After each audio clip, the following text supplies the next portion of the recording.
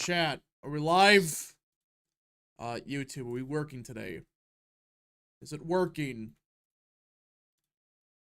It says we're live. Yep, we're live. What is up, people of the internet? It is me, Real American, back in with a new stream, and that is right, we are live on this beautiful, what is it, August 19th, 2025. I hope everyone's having a great day. I'm having a great day myself, and we are joined by Mr. Real Texan Politics. Hello. So yeah, we have a lot to talk about today, mainly about the war in Ukraine, as it looks like we are getting very close to the conflict finally ending, which, good. That meeting went very well with Trump and Zelensky yesterday. I was kind of hoping for like a yelling match again, but there wasn't. In fact, it seemed kind of chill, you know, especially compared to prior meetings and stuff. So yeah, we have a lot to talk about. We got to talk about the war in Ukraine. Got to talk about the news of the FBI, because there was a big shakeup yesterday. Well, not really a shakeup, but we hired somebody new at the FBI. So we have a lot to talk about, but before we get into it, guys, don't forget to like, subscribe, share with your friends, and of course, join the channel today. These are great ways to support the content, and if you do want to support the channel even further, the best way is sending super chats via the chat. Again, I'll read through as much of chat as possible, but usually super chats are the best way to get your questions answered, so yeah, send super chats. Alright, so before we get into the main stories, people are asking Real Texan, what's your thoughts on the Texas situation with redistricting? Oh yeah, because there's multiple situations going on now. Freaking dumbasses. Yeah, well, the other one was the state rep from Fort Worth that locked herself in the House chamber because of she refused to sign a permission slip. The thing is, though, she technically could access her office, and I think she did go to her office at one point. Because there's actually a sofa she could have slept on, but instead, for publicity, she slept in the House chamber. So what actually happened? She refused to sign a permission slip. They were handing out permission slips because that's the only way that the Democrats could leave the House chamber because of the quorum stuff. Oh. All of them did it except for one. So because she refused to do it, so basically as protest, she's now locked or was locked in the House chamber, or at least I think she was, or at least in the Capitol. I don't know if she was actually physically locked in the House chamber, but I think she was locked in the Capitol. So she could still access her office, and she did go to her office, I think, at one point. But instead of sleeping in her office where there's a sofa she could have slept on, she'd slept in the House chamber as like a publicity stunt for, fame and fortune. Alright. Zachary Gallagher. So now she's like the most famous Democrat in the state again. Anyways, with the new maps, so yeah, and you talked about it in the video, but basically they made some changes. They added Fort Bliss, which is a big army base in El Paso, and the El Paso International Airport as part of Democrat demands. And our speaker, who's a bitch, did that. Freaking dumbass. Yeah, I don't know why Trump only endorsed him because of school choice, but there might be some grassroots opposition to him. We'll see what happens, but I don't expect a primary. Although Lubbock is very Republican, so we'll see what happens. All right. But yeah, they also they shored up Texas 9th, which is now about Trump plus 20 something instead of Trump plus 15. Because I think with 2020 data, it would have been a slightly more competitive district, but would have still won Republican. I don't know why they didn't really. They could have just kept it, but it's whatever. I'm more concerned about the changes to Texas 2nd. Apparently, Steve Toth is probably not going to be heavily affected, but it still might take away some favorable territory since he does represent, I think, at least a part of Conroe, not the whole city. People are asking why would the map help Crenshaw? Yeah, I was trying to figure that out, but so basically from what I understand, isn't like the areas they added, is it a bit more friendly to Crenshaw some way? Like, I forgot. Like, yes, I think what had happened is the original plan split up Atascocita between the 2nd and 9th. Atascocita is where he lives, or at least that's where he's registered to live. So part of it would have won in the 9th. Most of it would have been in the 2nd, but there's still a slow, like, eastern bit that's in the 9th. So there were rumors he was going to run in the 9th. Those are probably shot down now with the new map. New map shores up the entirety of Atascocita. and takes out all of Conroe. All of Conroe is now in the eighth. There might be a little bit of like unincorporated Conroe in the second, but the entire city limits are in the second or the eighth. Excuse me. Um, so Crenshaw will probably end up running in the second. He could still flee to the ninth. I don't see why he would though, but I Yeah. think they did this so they could keep him in the second for incumbent protection. Abbott will probably back Crenshaw. The state party will probably back Crenshaw. Trump might as well. He never has actually, but he might this time for incumbent protection. Because I think this, but there is a lot of state reps that are still supporting Toph, but they still seem to be supporting this map. I think Toph did retweet something against this map, but he might still pass it because obviously Trump and Abbott want it to pass like now. Any more delays are going to piss him off even more, and you obviously don't. And obviously, if you're Toph being in a competitive primary against an incumbent, you don't want to piss off Trump, especially since he's already endorsed you twice before, but for a state rep. All right, I gotta read some super chats now. Zachary Gallagher has been a member for 5 months. Do you guys hope that 2028 will be like 1932? What? Like, As in, like a landslide for our side. I mean, that'd be nice, yeah, but I don't think that's gonna 1930, happen, but I do think 1932 was like the biggest Democrat landslide that ever was. I thought 36 was bigger, actually. 36 might have just because of the incumbency, but Yeah. 32 was still very big. Charlie Howard for 10. Hopefully Zelensky realizes a peace deal is the best option for him and the nation. I am no Putin fan, but realistically, the U.S. is the only reason Ukraine still exists. I'm tired of war. Yeah, so we'll get to the war in Ukraine in a second. I do want to talk about the big story from the FBI/DOJ yesterday, because, listen, I have been a lot of people, including myself, have been pounding the table for this for since Trump won, actually, I think. We were talking about this. And for those that don't know what we are talking about, Andrew Bailey, the Attorney General of Missouri, has just been appointed co-deputy director of the FBI. Yes! We finally got him here. What took so long? Why couldn't we appoint him right away? We could have had Andrew Bailey as the Attorney General the entire time. Obviously Trump had other people in mind. Well, yeah, with Gates and stuff, but now we have Andrew And I will Bailey. say, Gates would have been better, but wouldn't have passed.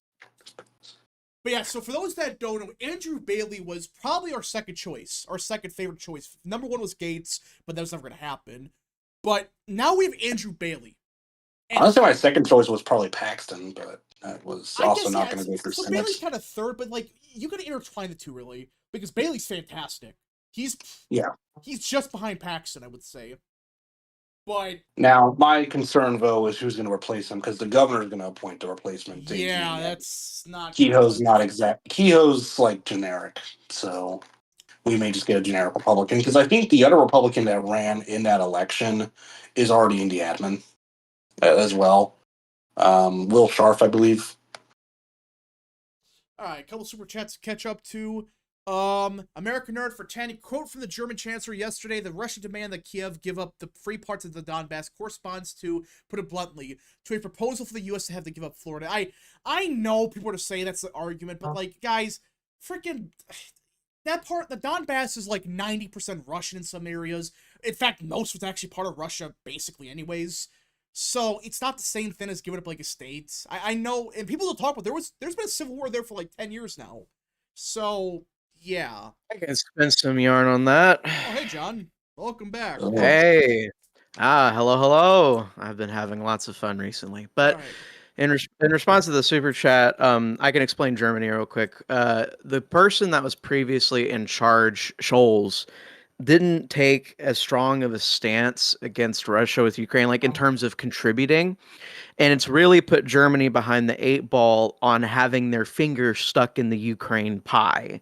Yeah, in compared to all their counterparts, France, Poland, everyone else, they're really kind of behind the 8 ball with all the support and everything. They get Merz in power, and Merz really wants to go strong on it because he understands that if he gets all of these military packages into Ukraine, then Germany is part of the security deal at the end of the war. Germany is kind of scared of being kicked out of the security deal and the United States kind of playing ball with all the other European countries and them being kind of screwed over, which is the trajectory right now. Which is why, if you listened yesterday at the announcement, I went back and listened to it. Mers was saying something at the meeting like, oh, well, you have to do a ceasefire first. You have to do a ceasefire first, even though before they even showed up, Trump had said, we're going straight to peace and not the ceasefire.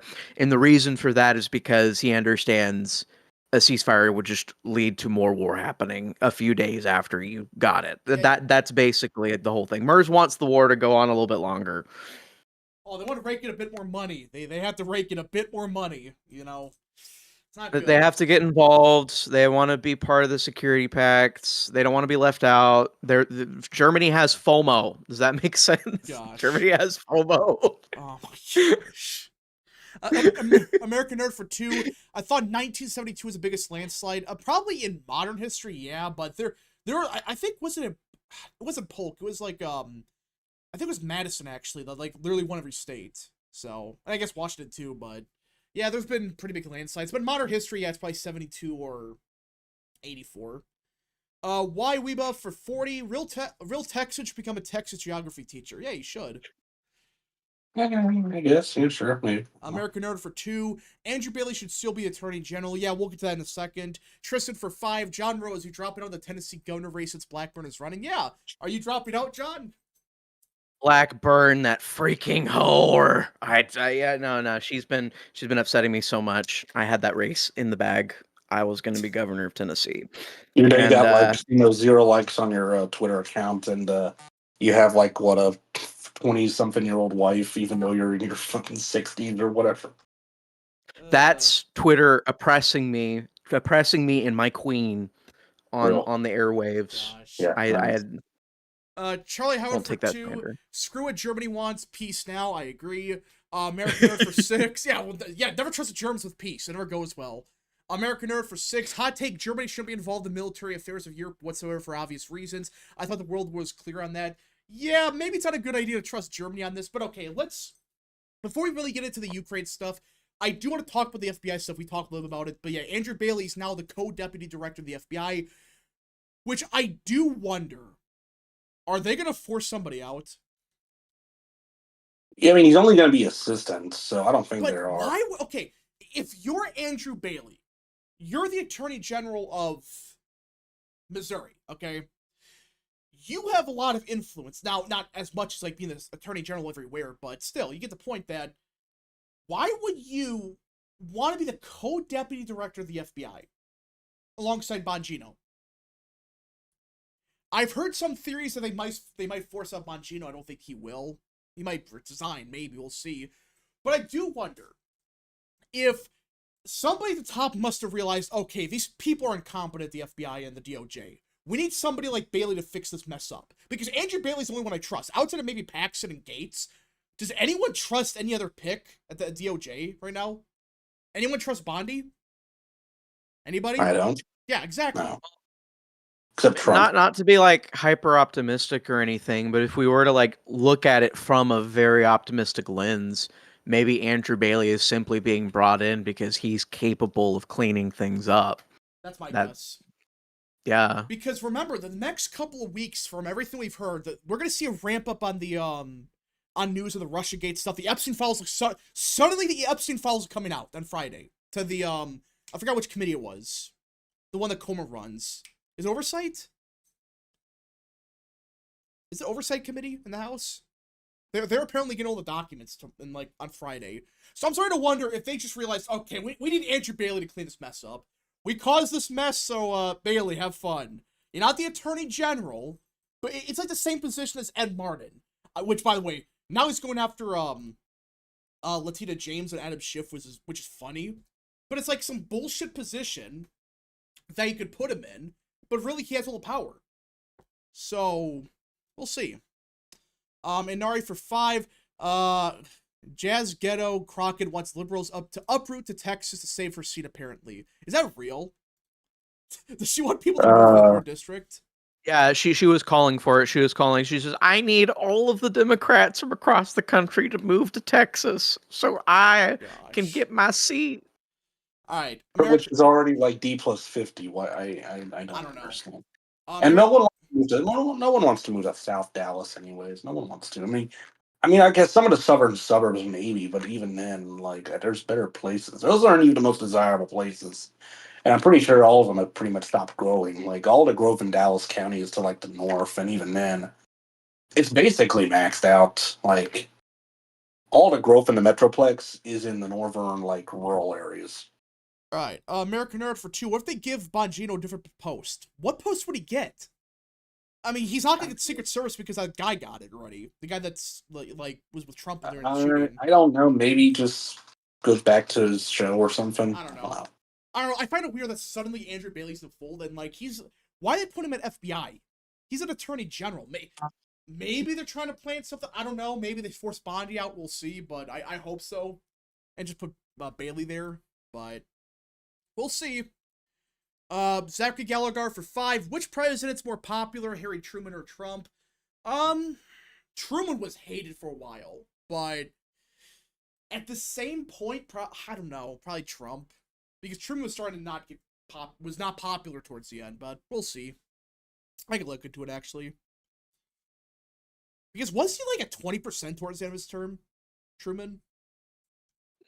Truman was this guy on the campaign trail, very popular and very sensible, easy to get along with. But then when he actually started putting in policy, at the start, people didn't like that he was continuing a lot of the crap FDR was up to.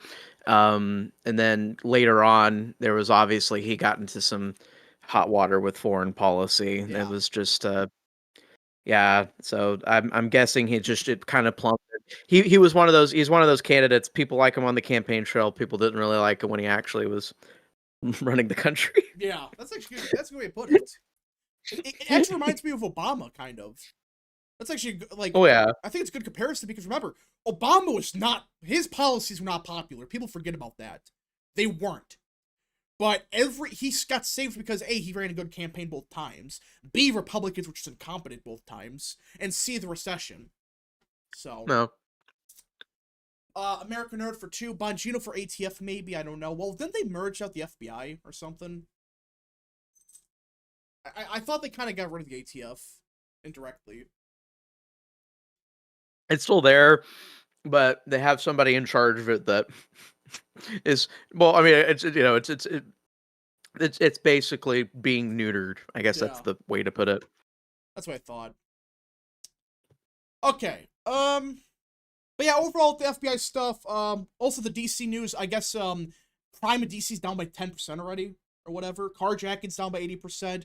And apparently they've already cleaned up 80% of homeless encampments, which I find strange. I thought that these homeless encampments had to stay there. I thought there's no way to clean them up. Those people needed to stay there, but in a week they literally clean 80% of it up.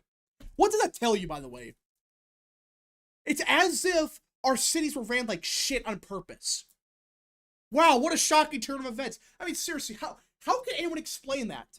Other than we had incompetent leaders that didn't give a shit, they let these people stay there, and the second Trump gets in office and does that, suddenly it's not a problem?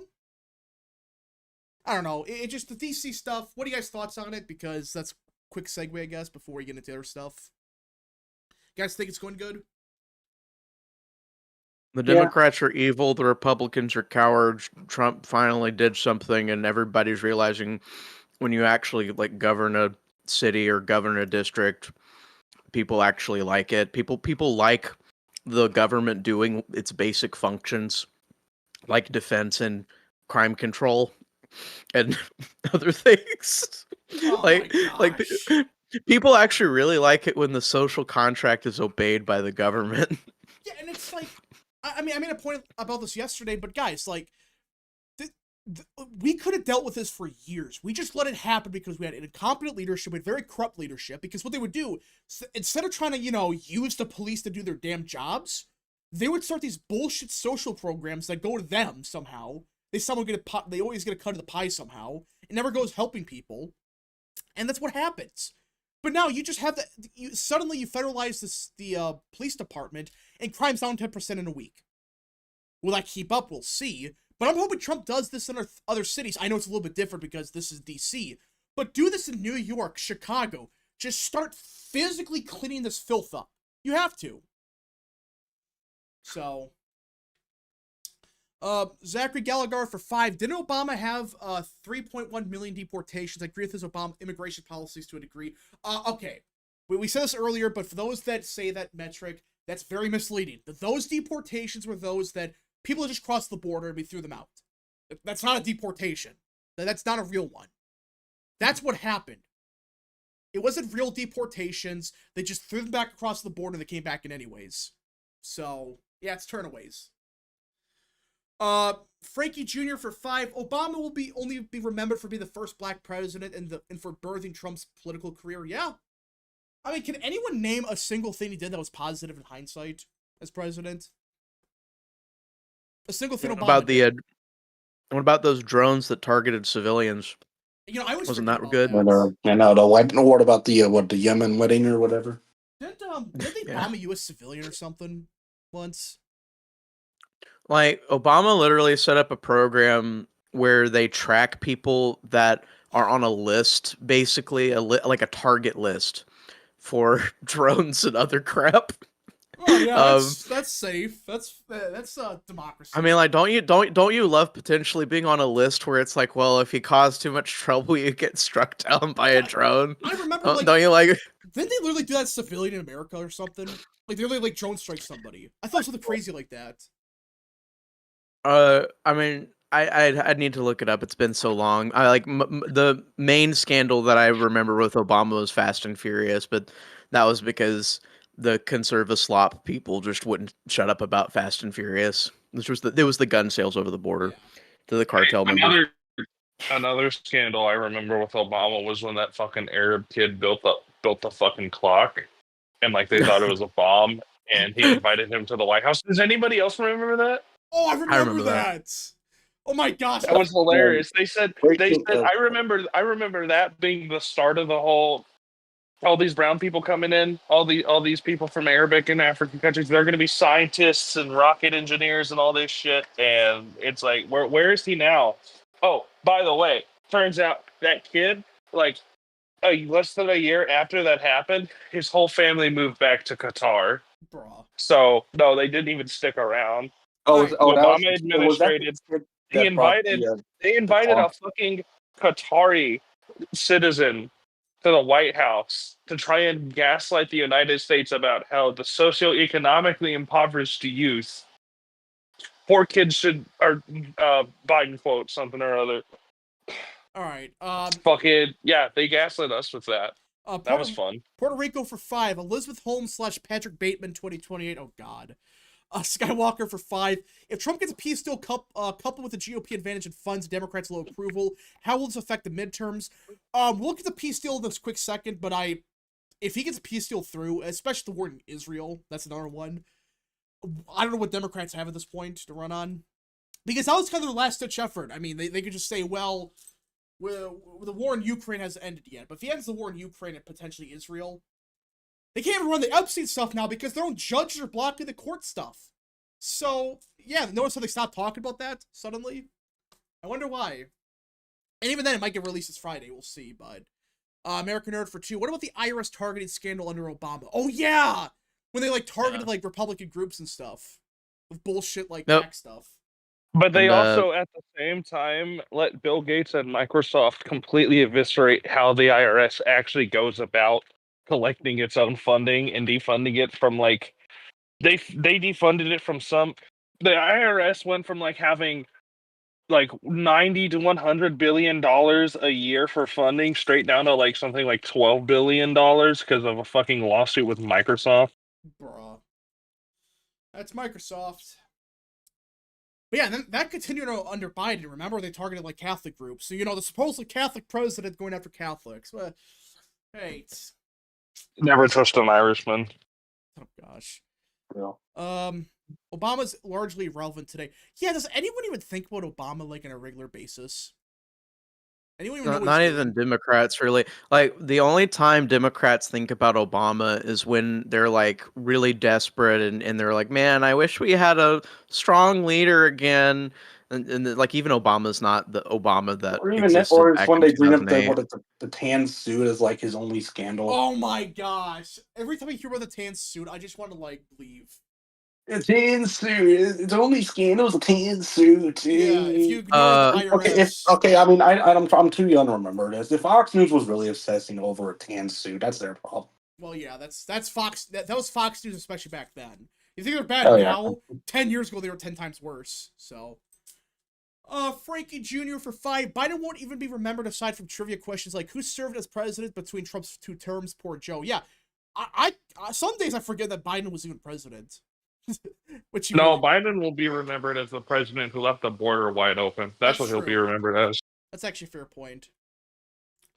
Have we talked about okay, so the Gavin Newsom stuff, here's what's really going on. It's the monthly cycle for Democrats. Every month they find a random Democrat they want to run in 28. They did this with Crockett, they did this with Bernie, AOC, Harris, now it's Newsom's turn. Give it a month, and they're going to move on to, like, name a Texas Democrat real time. Whitmer.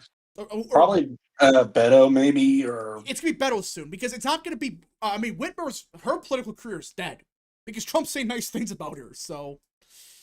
Oh, yeah. You know what'd be hilarious if the Democrats started fucking talking up next? Real Texan's gonna hate me when I mention his name.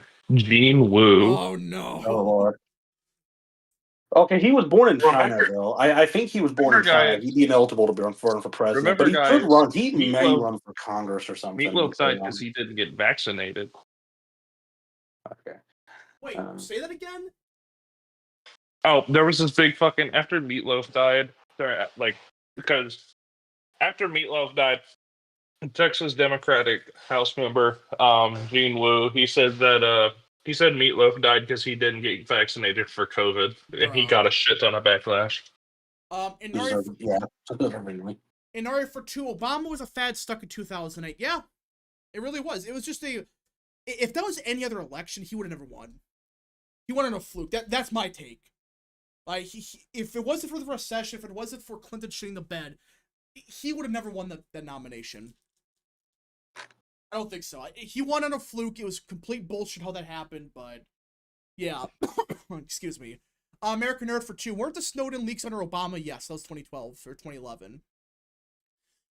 Jet Politics for 2. Obama drone striked a 16-year-old citizen. That's why I thought he did that. That should tell you everything about Obama. But the tan suit. The Obama admin authorized drone strikes that killed 4 U.S. citizens abroad between 2009 and 2011, and with only one, Anwar al-Awlaki, being specifically targeted. Al-Awlaki was a New Mexico-born cleric and Al-Qaeda propagandist.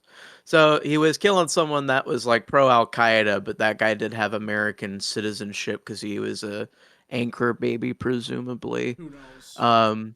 And yeah, then there were some other Arabs that were killed overseas that were American citizens. I mean, that's Obama. Like, that's truth about Obama's administration. They did a lot of bad shit. I mean, I'm hoping that Obama does get arrested because, like, all the stuff that he did, how the hell did he never get impeached? How?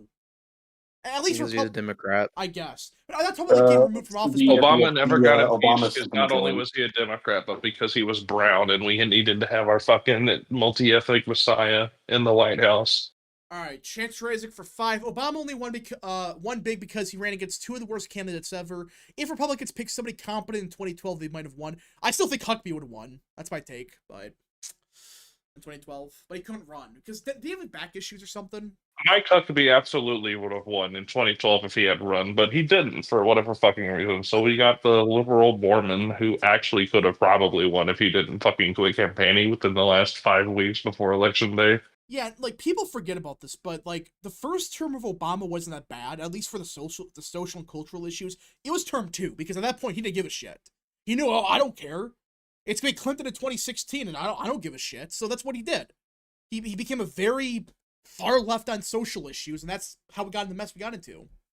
So, American Nerd for 2. What was the tan suit thing again? Oh, he wore a stupid suit during a press conference, and Fox News lost their shit over it for no reason.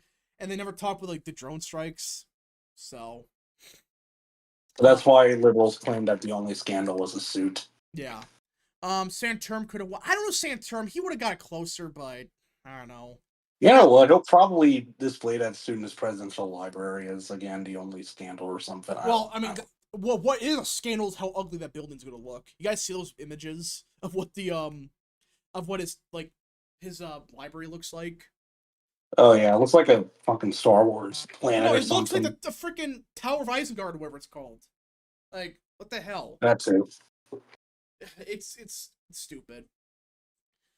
Trump was for gay They're marriage. taking the migrant. They're taking the dreamers to Isengard. Oh my gosh. Who is a good LDS member who'd be a good president? Mike Lee, I guess. Andy Andy Biggs. Mike Lee. Oh, Andy Biggs says, yeah, that's a good one. I completely forget he's a Mormon. So. Alright, so let's talk about the big story yesterday. We talked the FBI, we talked about the DC stuff. Let's talk about the war in Ukraine. And if I'm being honest, the meeting went a lot better than I thought it did. What was going to go. I thought it was going to turn into a shouting match, but surprisingly, Zelensky shut his mouth. And he wore a suit, kind of.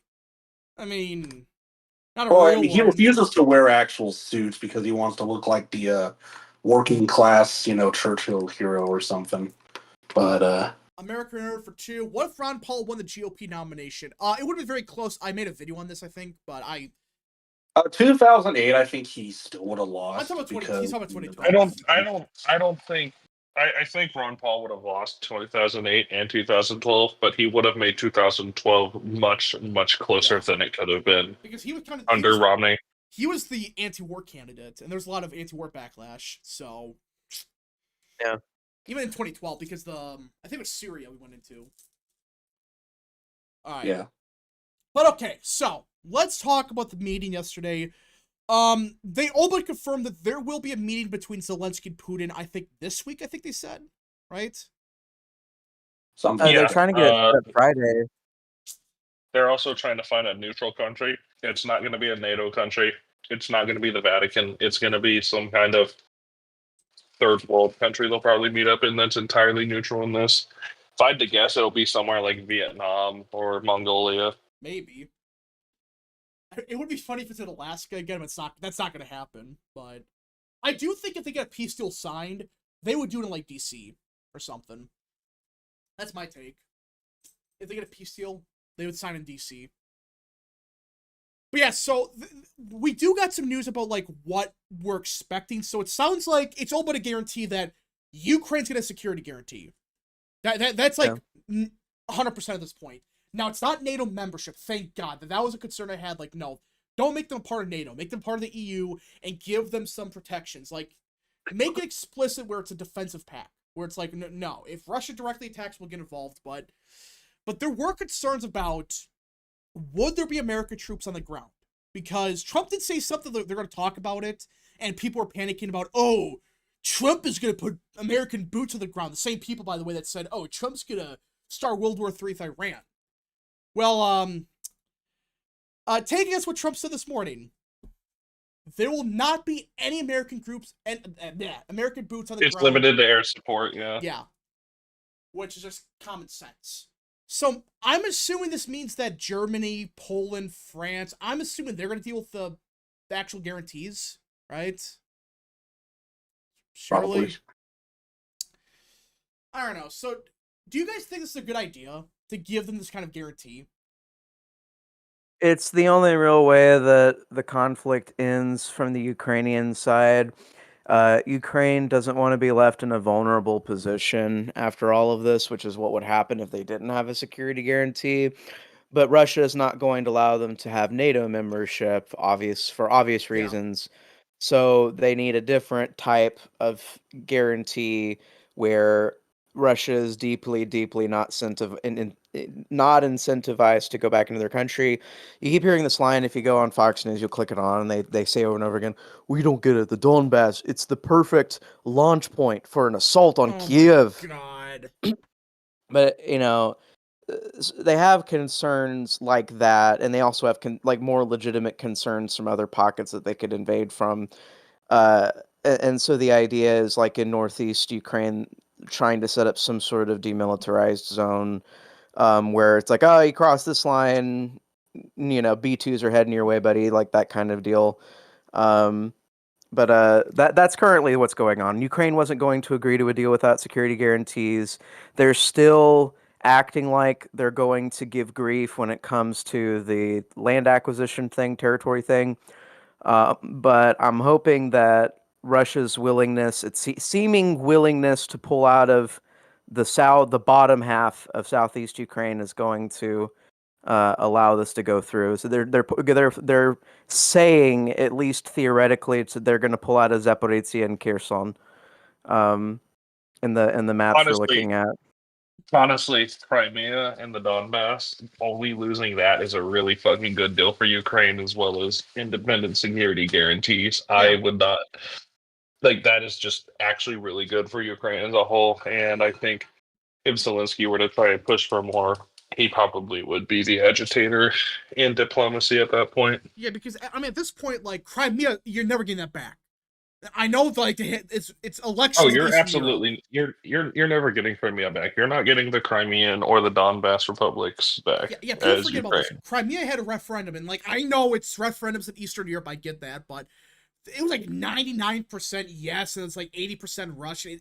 They were gonna vote yes no matter what, become part of Russia. So that's gone, and nobody ever talks about this. There's been a civil war in Ukraine for how many years now? Like 15. It was technically formally started in 2014, so it's been like 11 years. We had the Donbass revolt after the putsch in Kiev, and so the two oblasts we're talking about Russia taking, Donetsk and Luhansk, those are the ones that tried to secede from Ukraine 11 years ago, and they tried to call themselves Novorussia. So. This is like the hotbed of all of the Ukrainian citizens that actually just hate the central government. So it's like it's all of the people that the people in West Ukraine despise with all of their heart. And also just keep in mind, this is like not coastline. This is the northern part of the southeast Ukraine chunk. Like there's some rare earth minerals there. There's some precious materials there. But Ukraine's basically keeping almost all of its coastline at the end of this, which is a fucking miracle. I just like if that is the actual deal and Ukraine rejects it, I have zero empathy for them, zero sympathy for them. Period. Yeah. My guess is there's also an economic deal in place they're kind of working on. That's why both sides are accepting this, because I think oh, go on. You can see this with what's happening with Hungary. Ukraine started shutting down Russian oil pipelines into Eastern Europe. And in states like Hungary, Poland, Slovakia, the Czech Republic, that area, energy is actually getting really expensive right now because of that temporary shutdown. So I absolutely see Trump and Putin coming to some kind of energy deal. Yeah, and because that's going to help America too, because theoretically that should lower gas prices across the world, theoretically, because the war's over. And that would have a down... And I do think there also was discussions about Russia investing in America. Because I think Putin brought like 100 like Russian like rich, like 100 like investors into Alaska. So I don't know, there might be some kind of economic deal we don't know about. There were talks about a deal, but... The thing that's important to note about an energy deal with Russia is that if Russian oil reopens back up to Europe and Russian energy opens up to the United States, that is going to have an adversely negative impact on China, because that means Russian energy is not going to be as abundant for the Chinese. So they're going to have to spend more and more to stay competitive with us to maintain their presence in the Russian oil market as a buyer. India screwed India. They screwed themselves. Yeah. What the hell are they doing? I don't get what India's trying to accomplish here. Because now, like, Bissett went on, like, CNBC today and said, yeah, they screwed themselves over. They became the #1 buyer of Russian oil, and now that's going to blow up in their face. I mean, if we get H-1B visas, if we get rid of them out of this, I would laugh. But I don't know. We'll see. We'll see, because India screwed themselves over. So... let's see. A couple super chats gonna catch up to. Chance is raising for 5. But by the way, the Obama of today is a shell of the man he was in 2008. He's not even charismatic or good at speaking anymore. FYI, I never liked him, but still, yeah, he's the Obama of today. Obama was never good at speaking. He had really good writers. If you actually look at him answering questions and answers by himself, he just completely fucking folds. Yeah, the reason people think he's charismatic is because he's younger, but he was not as good a speaker as you think. I mean, he was okay sometimes, especially early on. But yeah, it was people think he was great because he was better than George W. Bush, who was just terrible. He's literally he has like the lowest IQ I think Bush does, like of any president. So it's not really saying much. American Nerd for 2. Imagine they met and signed a deal in India. No, India's off limits. I think Trump's not happy with them. So yeah. President Gilbert Giddy up for 5. Zelensky's brat. No, really. Does anyone remember how he was doing that sus dance before his leader of Ukraine? Did people forget about that? Yeah, he was an actor and stuff beforehand, which is comedian. Yeah, comedian, whatever. American comedian Nerd, and actor. Yeah, American Nerd for 2. Again, don't get Germany involved. Yep. The Political Demon for 5. Why do people think a peace deal will be made without Putin? Yeah, I mean, people are saying we don't need Putin, but we literally do. If you want to end the war, you gotta agree to Russia with something. P.S. Heard Schweiker's gonna run for Arizona governor. What a dumbass. Why the hell? I'm gonna talk about that. I don't think Trump's gonna let him do that. No way. He's already support Biggs, so not good. Yeah, he's already done this with Zeldin and not Zeldin, Lawler and Nunn. So he'll undoubtedly do this with Schweiker as well. Yeah. So look out for an announcement from Schweiker probably by the end of the month where he just announces his re-election. All right. And if he doesn't, then he's gonna get embarrassed. Let's see here. American Nerd for 2. Obama's voice puts me to sleep one time. Yeah, well, he's just, especially later in his career, he's boring. He's not a good speaker. All right. Let's see. Virginia going blue this year sucks. Well, there's a poll today that showed we might have a chance at the Attorney General race, which is funny, but I still think Myra's going to sadly lose. But he's probably referring to the Roanoke College poll. If you guys saw that, I could pull that up. It was Sears plus 10, or she's losing by 10, which is getting closer, I guess. But we'll see. I really hope this peace deal gets done and doesn't just kick the can down the road. I think this could be a permanent deal, a real one. Just for the simple fact that this would resolve a lot of issues. If you give Ukraine it guarantees, that's going to stop Russia from attacking again. And you probably have EU troops in Ukraine. Yeah, that's not going to happen. And it actually helps Ukraine because they don't have to worry about the Donbass anymore. They don't have to worry about it. It's like, okay, bye. You guys are 90% of Russia. The biggest issue with Ukraine and the security deals is that if Ukraine does not have security deals, Russia is going to be opportunistic and repeat the same shit within 10 years. Putin literally saw this. We saw this happen with Euromaidan. We saw this with intervention in Crimea, and then we saw when the war kicked off. In Chechnya. Ukraine has to have security guarantees for the sake of peace and stability in Europe. Yeah, I mean... Because Putin is an incredibly opportunistic motherfucker. People seem to forget. He's a KGB agent, former KGB agent. He's an intelligence operative at heart. He knows how this shit works. He knows how to instigate shit and kick shit off. You have to have security guarantees for Ukraine to ensure, at the very least, it outlasts Putin, because Russia, as we know it as a cohesive entity, is not going to be nearly as functional once Putin kicks the bucket. Well, that was the big thing I was going to point out, which is that Putin's got an expiration date. He's in his 70s, man. I know we have an almost 80-year-old president, but Putin's running up on his expiration date soon. Issues, so well, right, and Russians have a lower life expectancy, so I don't know if he'll last 10 years. And my concern is, maybe Putin will be satisfied with his personal career with the Donbass, but then you get whatever nutter replaces him, and it's probably going to be hell on earth. So yeah, you want security guarantees. I'd like to remind people in chat. Not a lot of people know this, actually, so I'm just going to say this outright. Putin is a moderate by Russian political standards. There is a shit ton of actual middle to older aged hardcore Russian nationalists in the Russian parliament who are openly talking about reestablishing Imperial Russian / Soviet Russian borders. Putin, by all accounts, is somebody you want to have on your side, or at least in a good diplomatic standing, because he's the only person who can hold those political factors within the country at bay. The moment Putin dies, there is an extremely strong chance you are going to see hard right Russian nationalists actually take power.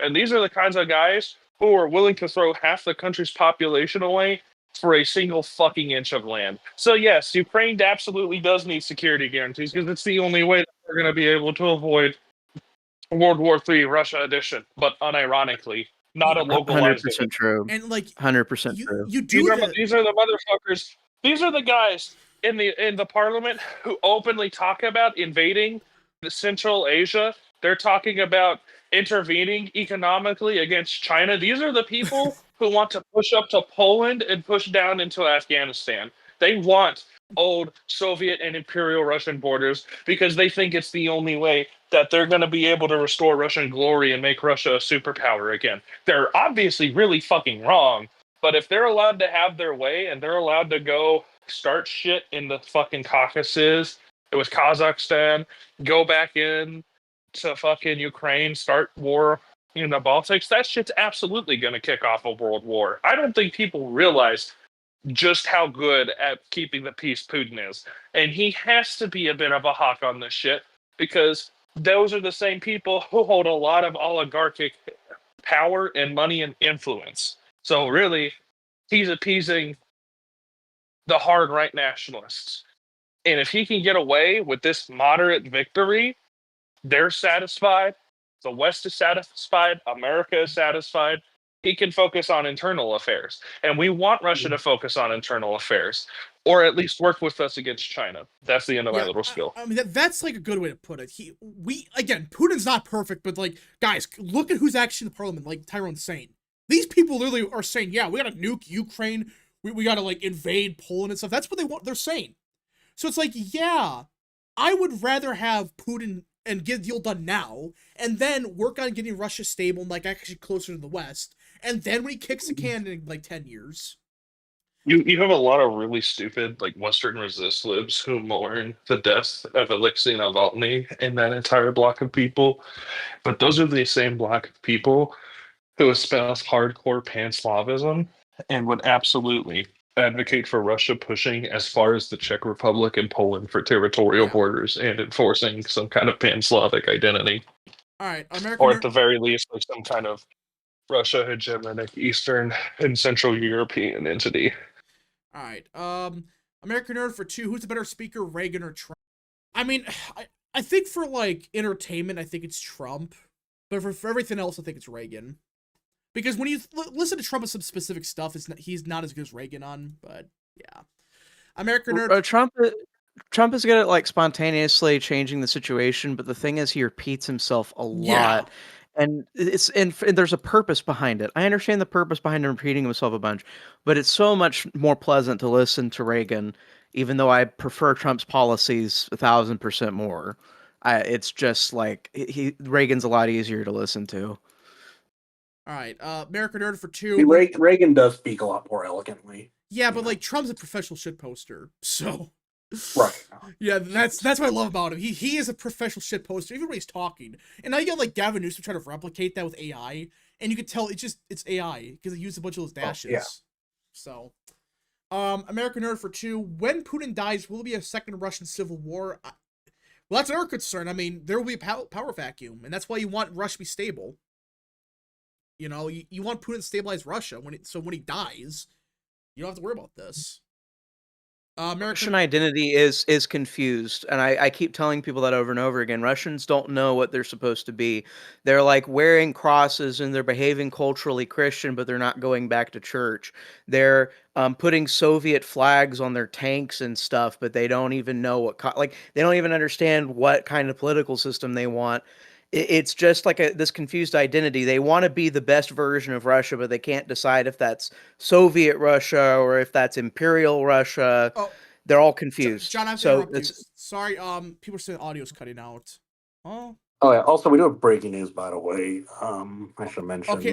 Guys, but before the text continues, if you have any issues with audio, refresh the page. That's usually what happens. That's YouTube for you. We're good at our end. John's cutting out. I'm hearing him just fine, and just refresh the page. Let's see. All right. California Republican state lawmakers asked the California Supreme Court to slow down California legislature votes on redistricting ballot measure. They say the legislature is violating state constitution, which requires new legislation to have a 30-day review period before action. All right. Yeah, okay. And also Derek Van Orden saved the life of an 11-year-old. That's damn, really? Yeah. All right, but sorry to interrupt you, John. I just had to do that because people complained about the audio. So No, you're totally good. But just like the Civil War, I don't see on the immediate horizon for Russia. But you have to understand with this split identity that Russia has, they don't know what they want to be, and that is fertile ground for discord. That's fertile ground for big internal conflicts as soon as Putin's gone. So it's something to be at least mindful of. You don't have to be worrying about it every day, but yeah, when that happens, we're all going to be looking at it and staring at it like shit just hit the fan, because like we'd have to figure out what happens afterwards. Something people need to keep in mind is that for the past 100 years, or really seven, whatever, I'm just going to say the past century, because that's basically what Russian history has been. They have been operating under not just Soviet right communism, but the political strongman theory. They have always had a dear leader at the front to help it. With the fall of the Soviet Union, Eastern Soviet bloc communism inherently relies on this idea that there is this centralized figure who can steer the country. I mean, you see communist states fall to that quite often, because when you're an ideology that inherently espouses multiculturalism, multi-ethnicism, in some cases federalism, other cases centralization and whatnot, when you're basically just an empire like the Soviet Union was, with an egalitarian, communist, atheistic fucking paint job on it, you have to understand that you really do need one person with a vision to keep the country together. Putin has been able to successfully fill this void because Russia has not been able to regain its sense of a holistic cultural identity in an era where it has been liberalized and liberated from Soviet communism. So they're still trying to figure out what like John said, what is the best version of Russia? Who are the best people that we can be? And Putin is kind of this, I don't want to say intermediary or stopgap, but he's this break in that evolution for the sole purpose of being able to what the fuck is wrong with my computer? He is the only person really capable of keeping this post-Soviet collapse Russia intact while they figure out what they want to do.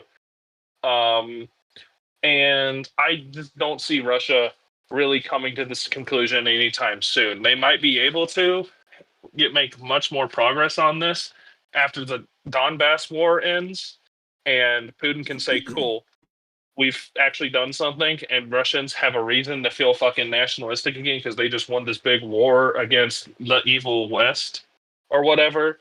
But nonetheless. All right. Chance Trazik for 10, or hold on, one more super chat. American Nerd for 2. Was winning the Cold War even worth it? Yeah. Yes. Why would it not be worth it?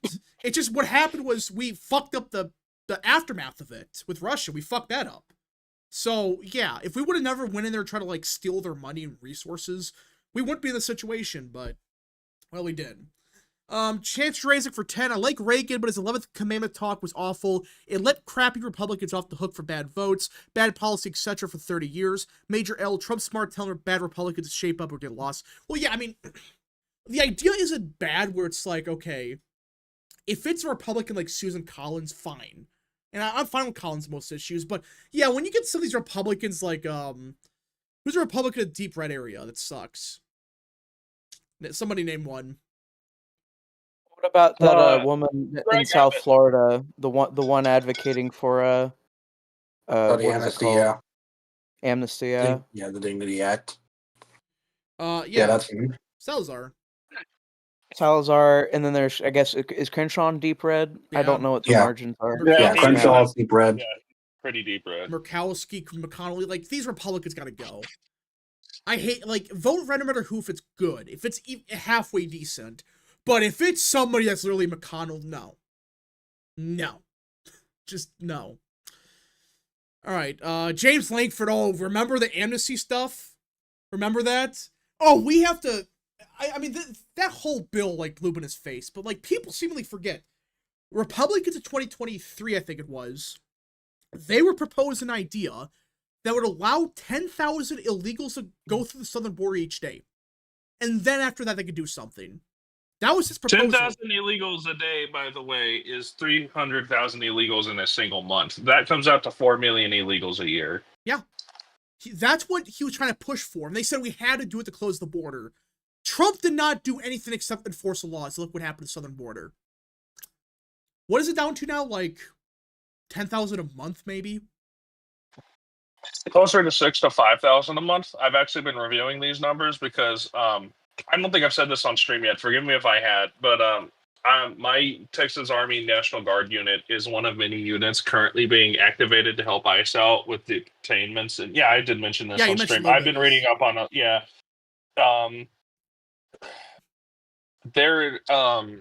They're using National Guard units and whatnot as auxiliary forces because the bulk of actual federal law enforcement is being deployed to blue states because there are a shit ton of sanctuary cities and such right now, especially cities like Chicago and New York. Y'all are going to see a very big crackdown soon.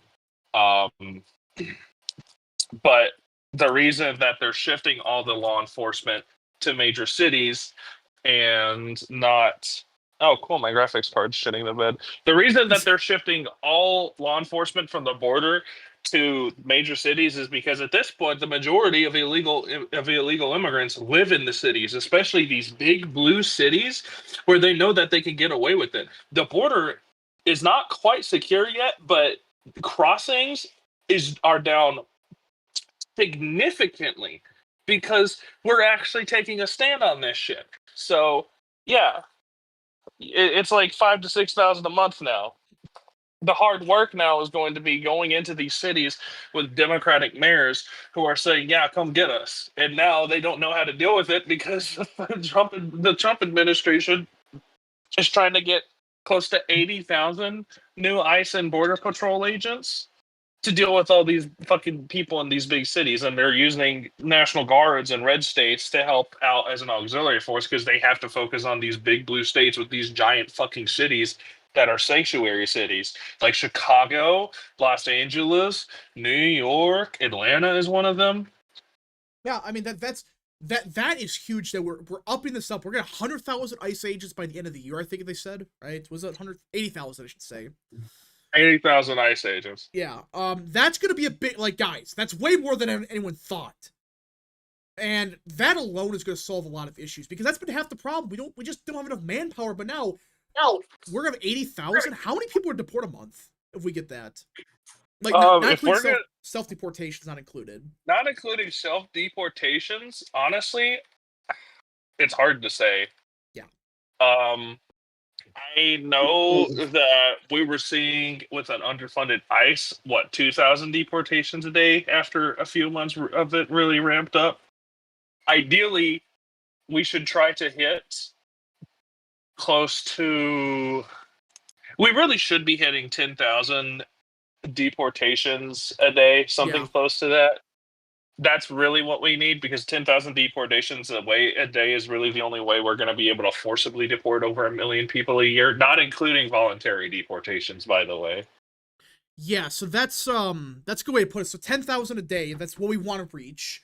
But that's not include self-deportations, which now they're admitting that, they're, for every person we deport, I think it's like 10 or something that's self-deport or something. Like, it's something crazy like that. So you start doing the math, you get 10,000 a day, which right now we'll see what happens, but it might happen now we got manpower. If we get 10,000 a day, not including self-deportations, we could deport 20 million by the end of the term. Or something. Yeah, please send them all back. We are going to send them all back, by the way, Yeah. guys. Do not Yes, they do. will.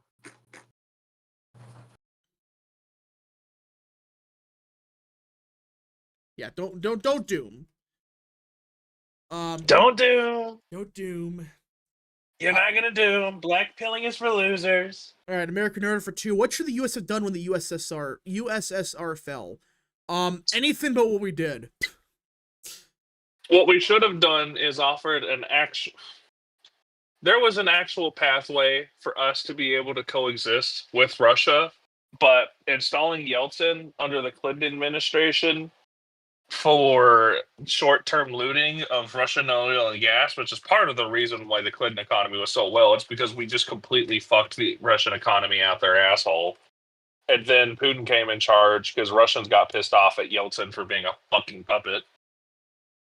Yeah. People need to understand the Clinton era literally only felt good the way it did because we just completely fucked the former Warsaw Pact economically, but we left Russia out of actual long-term integration into the European theater because those fucking Soviets. Same reason we didn't let Belarus or Ukraine in, by the way. They were all Dumbasses. ex-Soviet states.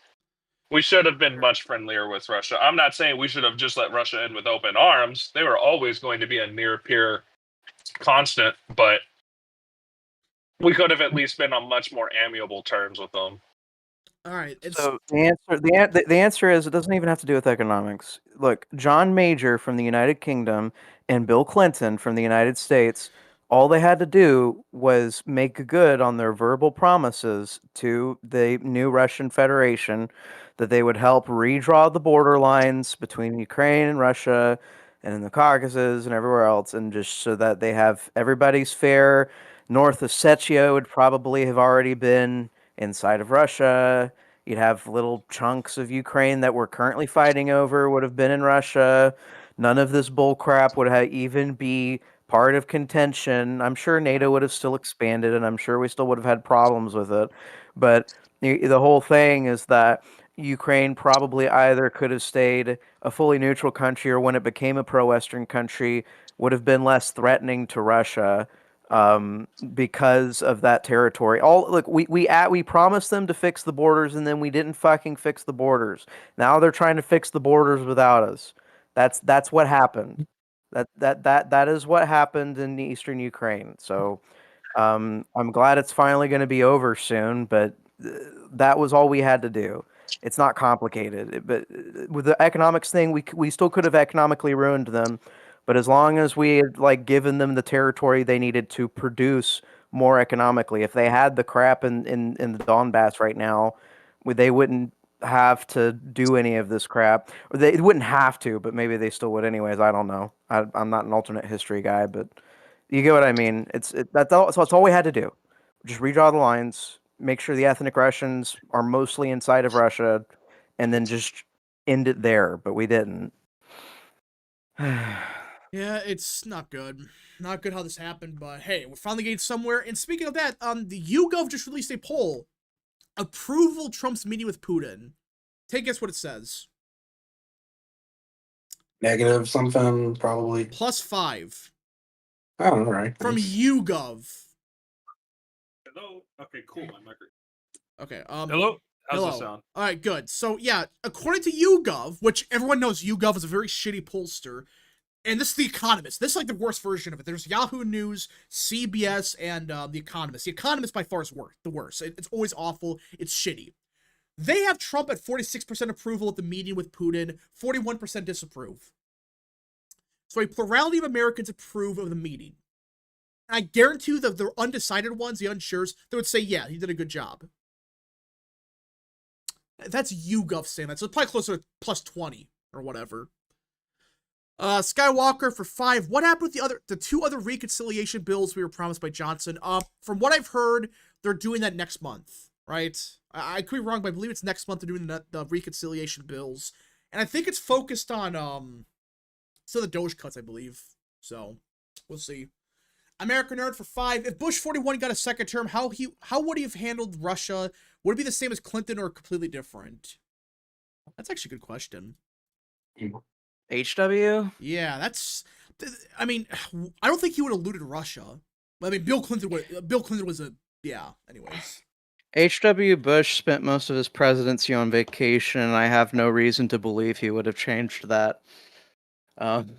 So I think we just would have been like chill. I don't think we would have been doing much of anything. yeah, we'll be like, yeah, okay, see ya. That's probably what would have happened. Maybe we'd all be on the beach with George H.W. Bush. Who knows? Who knows? Okay. You know, Trump is doing good when fucking Gunther Fellinger is complaining about how he's disappointed in European leaders. Wait, what? Gunther Fellinger. Gunther Fellinger, you know, the funny Austrian. Okay, never mind. He's the really annoying Austrian dude who's. Yeah, I know what you're talking about. He's the guy who's constantly talking about balkanizing China and Russia and Iran, and like every European country. Do y'all know? Do y'all not seriously know who I'm talking about? No, I know He's you're like talking a about. massive fucking meme. I know who you're talking about. I think he follows me also. Oh, he follows me too, which is funny. All right, but yeah, he's like shitting his fucking pants, like browning in public over how badly he thinks European affairs are messed up by Trump intervening and getting a European war to resolve itself with American support or whatever. American Nerd for 2. What if Russia joined NATO in the 90s or 2000s? Again, there was a pathway for that, but that was for like a couple days, and we blew that one up. So they were never seriously going to join NATO. They were too much of a military liability. They absolutely could have. I don't want to say entered the European Union, but they could have been a close cooperative partner. Yeah, like Turkey. These are like there's a couple countries that were like, especially the 90s. They weren't part of the EU, but they're kind of like they were getting there. Yeah, be like that. Professor Tricky for 2. Thoughts of the Oklahoma teacher test. Yeah, something about like they have to have any teachers from like New York and California have to prove that they're America first or something. They have to take a test made by PragerU. Dennis Prager, you know, that guy. No. So PragerU, the conserva slop organization, makes a test that the California libtards have to take if they want to teach in Oklahoma. You know, it's time to pack it up at that point. Is one of the questions related to Israel? It's probably. Yeah, do you think Israel? So. What's like a question they should ask for that?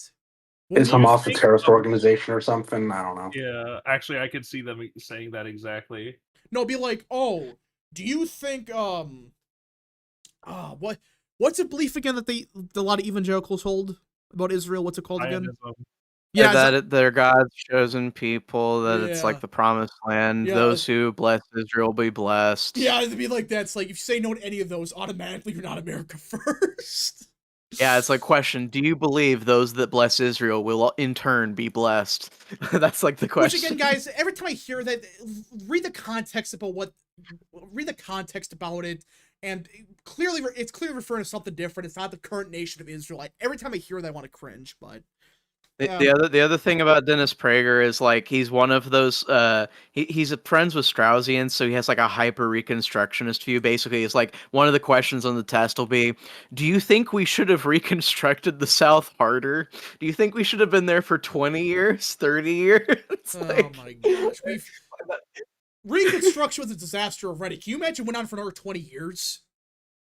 Yeah, military occupation of half the country for 25 years or something. That's what Dennis Prager wants. Israel, God's chosen people. I'm not going to get into theology stuff, but like, go read the context of that scripture, that quote. It's people take that out of context and what it's referring to. It's not referring to the secular state of Israel. It's not. So, Catholics always feel how? Like, just because we don't think that stuff? I don't know. Let's see. He said the nation's back. Yeah, I mean, the Reconstruction stuff was a disaster. Just go look that one up. It was bad. They go too good. I'm fine with a political teaching test, but PragerU, seriously. Yeah, even TPUSA would be better. At least, like, they're kind of decent and some stuff. Like, I want to see the test. I swear half the questions be related to Israel, because that's PragerU for you. It's gonna be some shit like that. It's gonna be slop.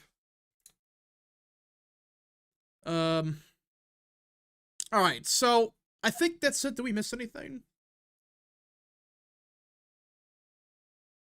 Did we miss anything? Happy birthday, Rap. What? What? Nothing. I'm just Uh, kidding. I know Chris Credo's a regular here, so I wanted to give him a proper response. If you go to Romans chapter 9, verse 6, I'm starting in the middle of the verse.